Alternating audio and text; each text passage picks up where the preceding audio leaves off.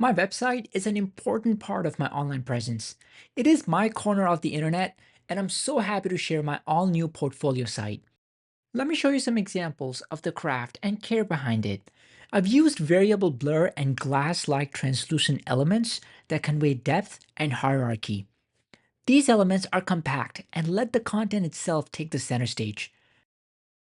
Subtle and multiple transition effects work together to create a smooth sense of flow and continuity when moving between pages.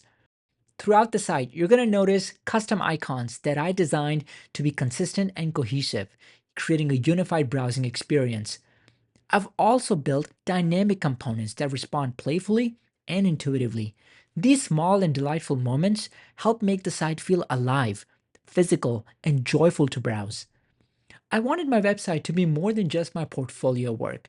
So, of course, there's an About page where you can read my career story, but then I've also included things like tools and devices that I use, and even my design and engineering philosophy that gives you a better sense of my taste.